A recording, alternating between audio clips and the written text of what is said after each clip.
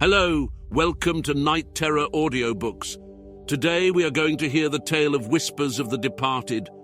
This is the story of a young girl who helps a boy after a roadside incident, but strange events lead her to question the reality of their situation in a chilling supernatural tale. Please like and subscribe and leave a comment.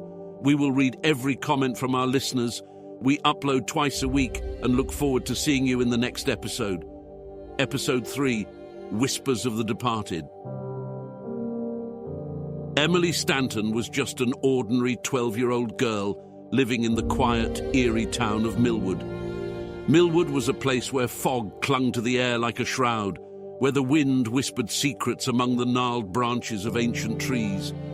It was the kind of place where strange things happened, and Emily was about to experience something beyond her wildest nightmares. It was a crisp autumn afternoon when Emily pedaled her bicycle along the winding roads that snaked through the town. Her auburn hair fluttered in the wind, and her hazel eyes sparkled with the thrill of adventure.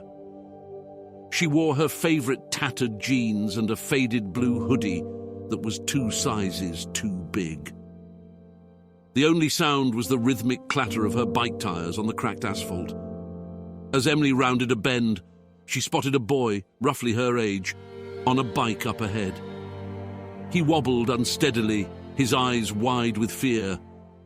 In the blink of an eye, an old green pickup truck shot past them, its rusty frame narrowly missing the boy by inches.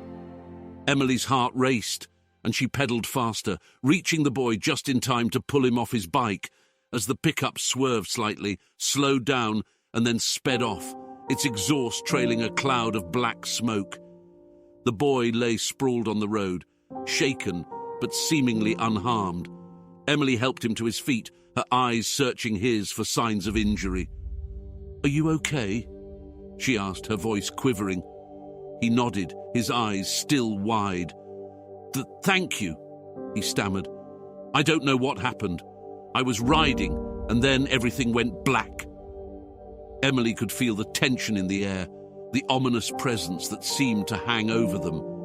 "We need to get you some help," she said, glancing around for a phone or a nearby house, but there was nothing but the desolate road and the thickening fog. As they began to walk, Emily couldn't shake the feeling that they were being watched. She cast a glance over her shoulder and saw a tall, pale man standing by the side of the road, his eyes fixed on them. He wore a long black coat that billowed in the wind, and his skin was ashen, like that of a corpse. The man's presence sent a shiver down Emily's spine. "Did you see that man?" she whispered to the boy. He turned to look but saw nothing. "I don't see anyone." Emily's heart pounded in her chest. She had to get the boy to safety. She reached for her phone, but the battery had died. Panic gripped her as she realized they were completely cut off from the outside world. They continued walking, the boy's steps faltering, and Emily's eyes darting around nervously. The tall, pale man seemed to appear and disappear like a wraith in the mist, always lurking nearby. Hours passed, and as night fell, Emily grew increasingly desperate. The boy was fading, his face growing paler with each passing moment.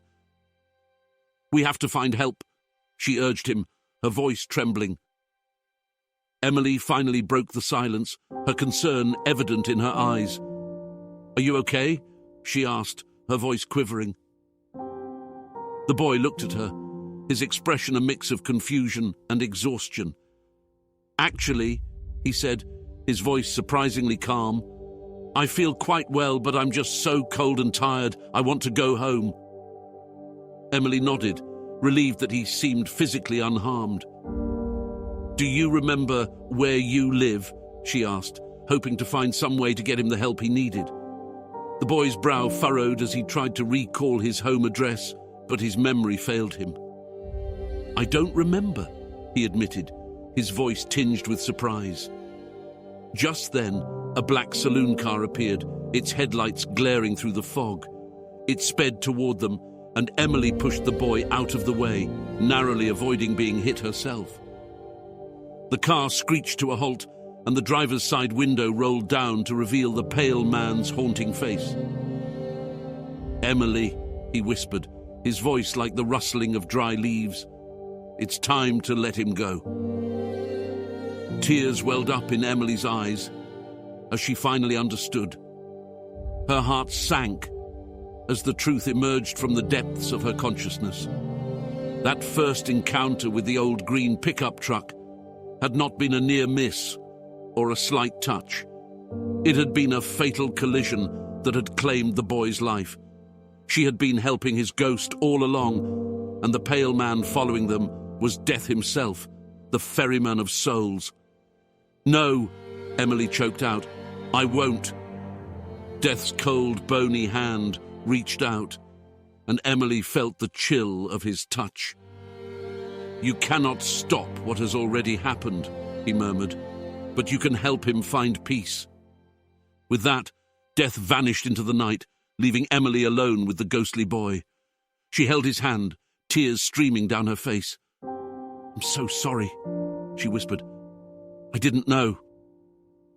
The boy smiled weakly. "It's okay. I was lost, but you helped me find my way." As the first rays of dawn broke through the fog, Emily led the boy to the spot where he had been knocked off his bike. There, in a ditch by the side of the road, lay his lifeless body. Emily's heart ached as she realized the truth. She contacted the authorities, and soon the boy's family arrived, grief-stricken and in shock.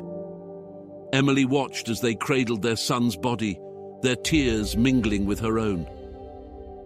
In the days that followed, Emily couldn't forget the haunting experience. She had crossed paths with Death himself and helped a lost soul find his way to the afterlife.